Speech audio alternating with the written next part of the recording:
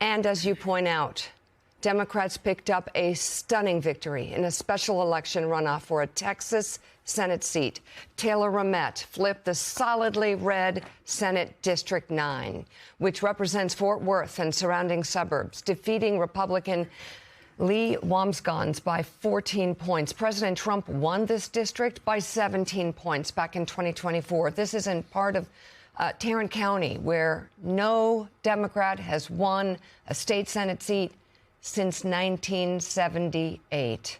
When asked yesterday about the race last night, President Trump claimed he didn't know anything about it. But as you can see here, he had posted in support of Wambsgans 3 separate times on social media in the 2 days leading up to the Saturday election. Florida's Republican Governor Ron DeSantis wrote on social media that special elections are quirky and not necessarily projectable, but he acknowledged that a swing of this magnitude is not something that can be dismissed. And the Wall Street Journal editorial board is writing about this in a piece entitled Texas Election Jolt to the GOP, and it reads in part, quote, "How does a Republican lose by 14 points in a safe, conservative Texas state Senate seat that President Trump carried by 17 points in 2024? Answer: when there's a voter backlash against the Trump administration, notably its mass deportation debacles. State politics is often national these days, and the 31-point vote swing in a little more than 14 months can only be explained as part of a rising tide of opposition to Mr. Trump's first year and a sour public mood. Immigration enforcement that turns ugly in the streets is turning off the swing voters who will determine who wins the race for Congress this year. It is a staggering win. You notice that some Republicans are taking note. We heard from Rand Paul on 60 Minutes last night. But will more Senate Republicans realize that this is something they need to take a stand on? That's like you're asking the question. I know. Will Republicans realize that hitting themselves in the forehead with a ball-peen hammer causes their forehead to hurt? I mean, it's this obvious. Yeah. Wait, I'm going to hit myself with a ball-peen hammer again. That hurts. Well, it's quirky. It's not projectable. So I'm going to hit myself in the head with a ball-peen hammer again. No, it hurts. It hurts every time. And like I've said, I'm trying to help the Republicans. I'm trying to help you help yourself. Yeah. I'm trying to let me help you. You won't listen. And so what's happening? Well, staying with the Jerry Maguire theme, well, voters are showing Democrats the votes. And J. Mart, we've been doing this a long time. Maybe that's why I'm so fired up for having to get up on this I hadn't cold noticed. morning.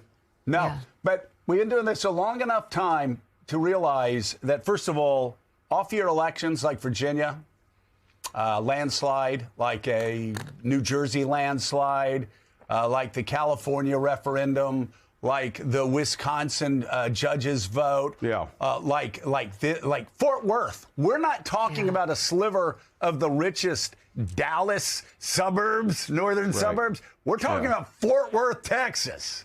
Yes. And you got Fort Worth and the northern suburbs switching like that. That is all too projectable. But, J. Mart, here's the thing again that I just don't understand. It's all too predictable. Like, we got this going on in Minneapolis still. Americans getting gunned down in the street. You got wars all over the place, or the possibilities of war. The president trying to get $10 billion from his own government. You got these Epstein files dripping and like, this is just, for Republicans, a nightmare. And they're not doing anything about it. They are walking over the cliff. Right, sleepwalking over it, actually. I Sleepwalking. said 3 weeks ago that the immigration raids were motivating the left and alienating the center. And fast forward 3 weeks ago to last Saturday, and you look at this district in Tarrant County, and our kiddo went to TCU, go Frogs, so we know about Fort Worth. This district is the perfect confluence of what the Republicans' challenge is, Joe. It's a district made up of a lot of Republican suburbanites and a lot of Hispanic voters, because it's basically the north side of Tarrant County. And so you get Hispanic communities and you get a lot of upscale Republican communities. They're basically Republicans. But when they're given a lackluster Republican and a good Democrat who's an Air Force veteran who works for Lockheed, which in Fort Worth, it's kind of like working for GM in Detroit. Yeah. And they have this incredible motivational force, which is the images they're seeing on their phone and their TV screen every day. Well, guess what happens? The Democrats going to win and going to win significantly. Mm-hmm. And look, there's a lot of districts around America that are very similar to this in the U.S. House. Significant population of Hispanic or Asian voters and a lot of suburbanites who are in the political center. If you can't win those demographics, you're not keeping the House this fall. Period. Yeah, and of course, if you're a Republican, you've got to be looking at this and saying, well, the tragedy is we made inroads with Hispanics that we haven't made since George W. Bush. They're gone. And they're gone. They are gone. Young voters gone. It's been destroyed this year by these immigration policies mainly. They're gone. And Jonathan Lemire, it didn't have to be that way. But that's the path the White House and Republicans, by extension, have taken. And we're not just talking about a district here. You look at the numbers out of Texas. Like, you look at the swing out of Texas statewide. And we, of course, because I'm a nice guy, I tried to warn Republicans with the Texas redistricting, and others did too. If you try to trim too close to the bone and you take a 20-point district that's a Republican 20-plus district and you try to shave it into like 3 7-point plus Republican districts, in good years, good news. But Jonathan Lemire, in bad news, what you actually cause is the opposite effect. And you lose, instead of winning that one seat, you lose those 3 seats that you've created. And so if you look, and some people projected it out, if we continue going in this direction, you've got Republicans getting hammered in the state of Texas.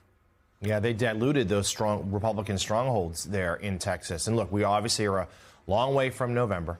But there were a lot of Republicans the last few days who have started to second guess some of these redistricting decisions. And this is a thunderclap. It's a local race, but it matters. And to what you were just saying with J-Mart, Black and Latinos, the gains that the Republicans made there, gone. Young voters, gone. Also, we've seen polls in recent days about how even Republicans, like hardcore Republicans, part of the Trump base, might be abandoning him, at least for now, over this. And we've also seen no real shift from the administration. Yes, Tom Homan went to Minnesota. Yes, he said he would talk to local government there. Well, then he was immediately contradicted by the president, who says there won't be a drawdown in Minneapolis. You know, he continues to bash the local officials. You know, he posts over the weekend about, well, we won't send law enforcement unless they ask us to, you know, but we'll see if they have to say please. But it's unclear what that means, and there's no sign, and we just saw that video, no sign that ICE operations have abated anywhere. And John Heilemann, as Republicans dig in,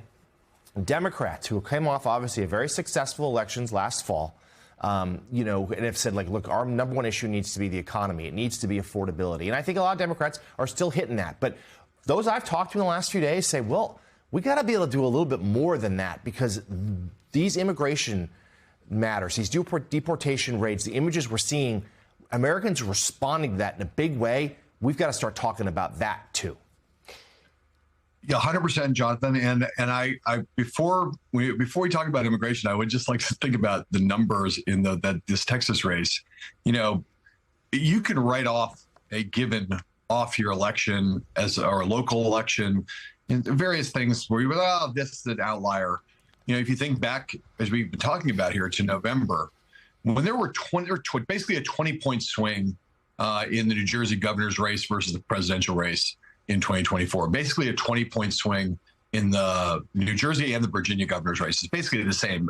Where Harris won those races by 6 points. The Democrats then won them by more like 15 points last November. This is my math is not fantastic, but a 31-point swing, 31 points in the course of 15 months is as dramatic a turn as I've seen, I think, J. Mart, you could correct me whether you've seen other swings that have been greater than that. I mean, you got to work hard to have a 31-point swing in 15 months. That takes some doing, and I think that the trend is clear. It's getting worse for Republicans, not better. Last November was not an outlier. We are seeing all the signs pushing towards an absolutely catastrophic wipeout. And to Lamir's point, another sign of how strong those signs are is that Democrats are now doing something that none of us would have ever predicted they would do 15 months ago, which is starting to talk about how they might want to campaign on immigration, an issue that the Democratic Party has been terrified of, not just since the outcome of the 2024 election, but really throughout the entirety of the Trump era. Democrats have been on the back foot on immigration for a decade, Joe, and now they look up and see what's going on, the stuff that you're rightly infuriated by, and you were talking about at the top of the show, and they say, we may now be in a position where we have the better of this issue, not just in terms of the polls and Trump's numbers being underwater, but where we have an argument to make where we can reclaim immigration as an issue of strength for the Democratic Party as opposed to an issue of weakness. And that is as remarkable as the 31-point turnaround is the fact that there are Democrats starting to think that way 10 months before the midterm elections. Yeah, it is a radical shift on an issue. I've only seen it one time in my life. I remember being in the cloakroom during a debate on guns, and usually whenever the debate came up on guns and Second Amendment rights, Republicans would run for the hills because they were getting beaten on the issue. And I remember when you had a few old senior Democrats, chairman, get on the floor and talk about the right to keep and bear arms, and the entire debate shifted. And it's the last time Republicans, up until the past 3, 4, 5 years, were nervous about talking about gun rights. And now, of course, they're just talking about being able to shoot people if they carry guns to public events, to rallies, which is just insanity inside the Trump administration. So that sure has shifted. But in this case, Mika, you have Democrats who are now saying, we're going to start talking about immigration. At the same time, there was reporting that people inside the White House were suggesting to the president last time he went out and gave a speech, gave a rally, to stay away from the issue of immigration.